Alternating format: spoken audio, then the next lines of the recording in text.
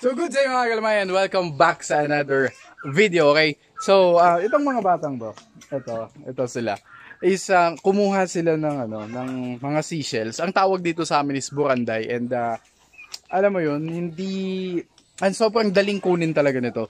Kaya dito sa amin, alam mo yun, pag wala ka talagang ulam, napakabilis talaga magkaroon kasi inaapakan mo lang siya tapos mararamdaman mo na meron ng na may yun nga may ganito. Ito papakita ko sa inyo. Ayan, ito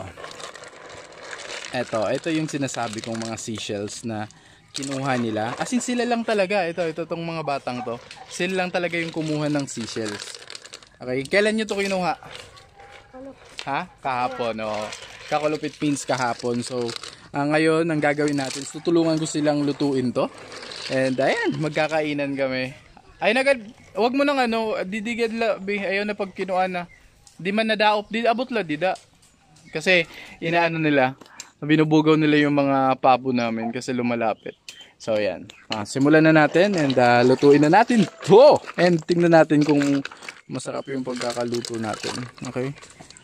Let's go.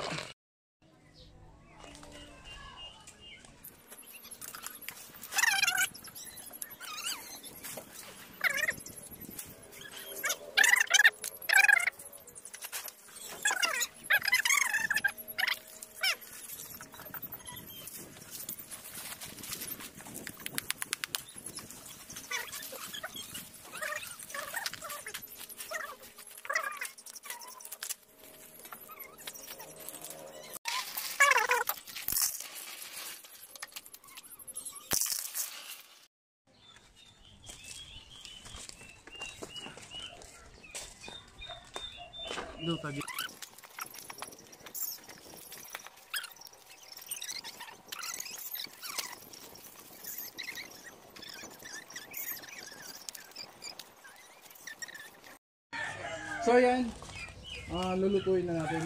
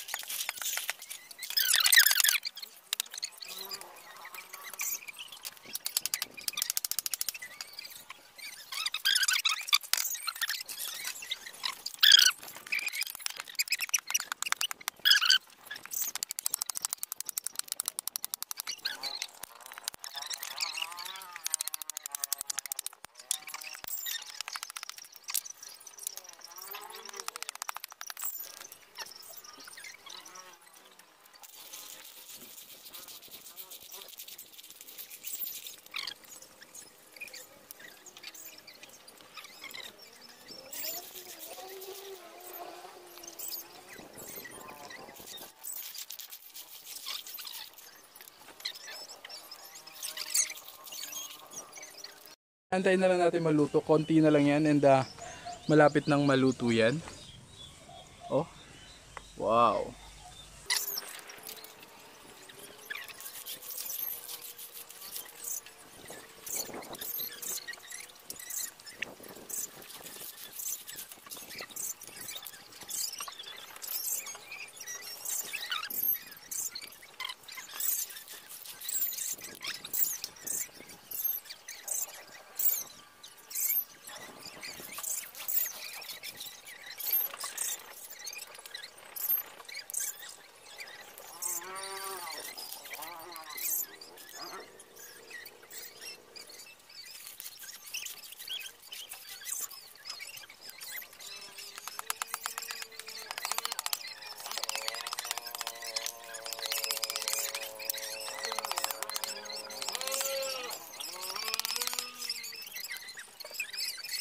Ay mga gulumay, so bumuka na yung mga seashells natin.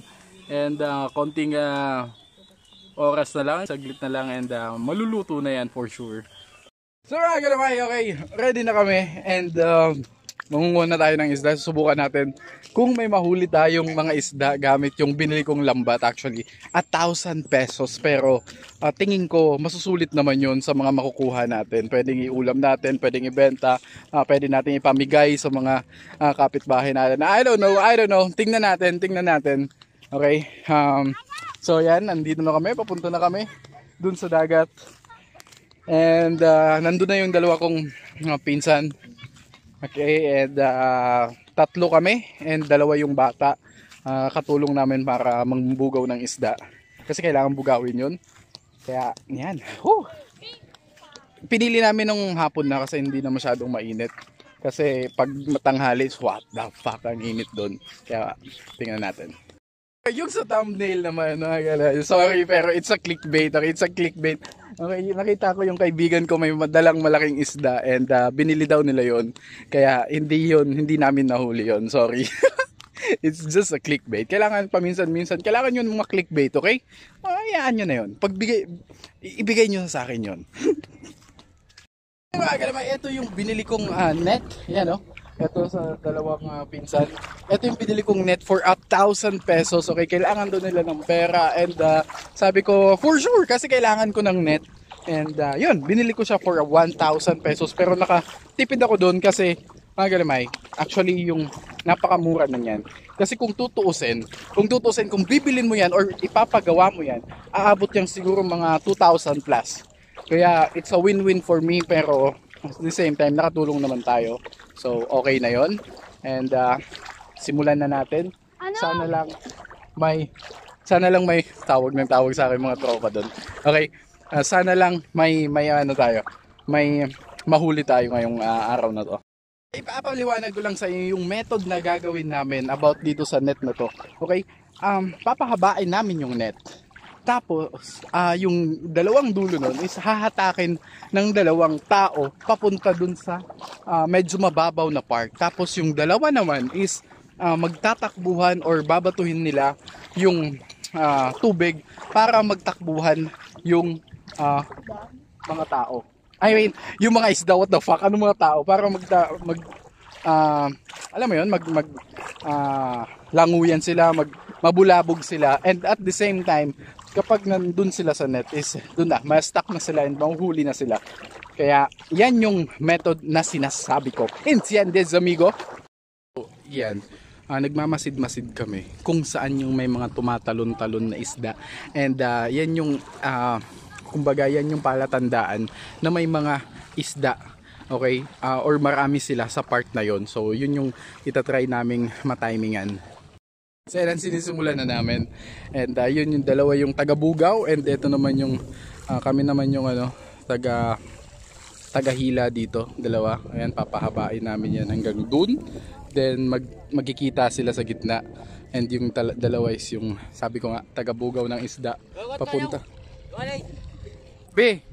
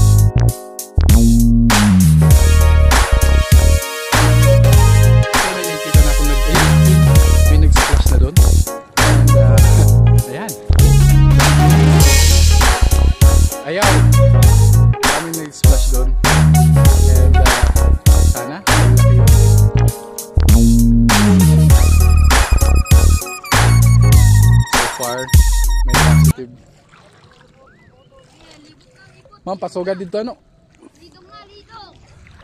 Ayos. Wala akong dalang, alam mo yun, mount nito. Kaya ayan. Ganito yung mount na ginawa ko. Okay? So, nandito yung natin, action camera natin. So yan, yan yung sinasabi ko na kailangan may dalawa dito para sa mga sumasabit. magisi. Sige na. Wala bang gisi, uya. Wala bang gisi. Dito. Ayan. Ayan, laki ng butas kaagad. Ayun. Ang laki ng butas kaagad nung ano natin net. Ito yung problema sa ganitong method kasi pag maraming sumasabit talagang ang daming butas ng ano ang net nyo pagkatapos. Ayan, so magbibilog na sila, bibilugin na nila. Ayan, magkikita na sila sa gitna para matrap na yung mga nasa loob. Ayan. Kadalo. Dito nga So yan mga galamay, and nasa bahay na ako, and ito yung mga nahuli nating isda dun sa ano natin, fishing adventure na naman ngayong araw na to. Ayan, ito yung mga isdang yan. Ito ang tawag dito sa amin is balanak. Balanak. And ito naman is balo. Hindi ko alam yung mga tawag sa Manila, pero ito tawag namin is balo. Ito naman alimasag. Pero ang tawag dito sa amin is saan na yun? Tinanggal natin ang sipit. Is alagad. Ayan, alagad ang tawag dito sa amin. Itong alimasag na to. And ito naman is gonggong. Isdang gonggong. And ito pala yung mga alimasag na nakuha natin. Ayan, sumasabit din sila dun sa net natin. Kaya hinuli natin kasi pwede kakainin natin mamaya. So yan, lulutuin natin to para mag-budol fight yung mga pinsan ko kasi alam nyo naman na nagano kami, 'di ba? Parang kumuha sila ng mga seashells, okay? Ito yung continuation nung nung video na 'yon. Kaya yan, so mag-budol fight kami. Okay? And hindi, actually sila lang yung papakainin ko. So lutuin na natin. Ready to cook na siya. Yan, lulutuin na natin to. So yan, luto na yung alimasag natin and oh yeah. Tanggalala. Okay. Ayan. Ayan, niluluto natin yung ulam nila. So yan, ito na yung seashells nila. Tara na. Ito na yung seashells nila. Oh. Wow. Kulang pa yan. Tanagdagan pa natin. Another one. Kasi kukulangan yan. Ayan. Oh, wow. Sosyal. And ito na yung isda nila. Ayan. That's the food fight. Wow. And ito pa. Guys, naluto ko na yung mga pagkain nila and ready na silang kumain and simulan na natin ang kainan. Okay, let's go! Ready na ba kayo? Ready! Yan o! Let's go! Simulan nyo na ang kainan. Ayan o. Oh. Yan o. Ang bilis mo gano, magbalat ni Chikang. Chikang, ang bilis magbalat. Oh, si Tintin nangunguna sa ano? Oh. Nangunguna siya sa seashells. Sa Buranday. Yan. Si Luigi. Oh. Alimasag kagagino na. Si Jorisil, natutukan. Nabubutokan. Si Ashley, tol na ito.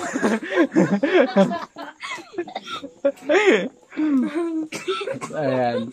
And ayan, nag-enjoy na sila sa kainan nila. And for siya, ano?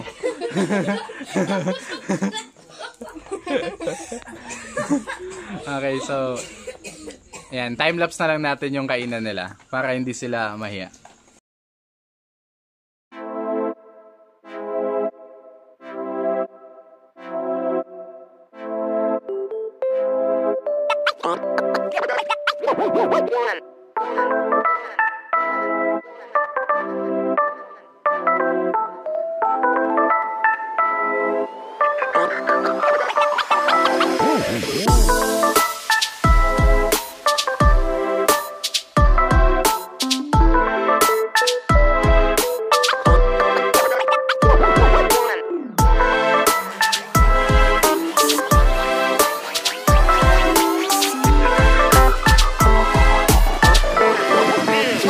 Let's go.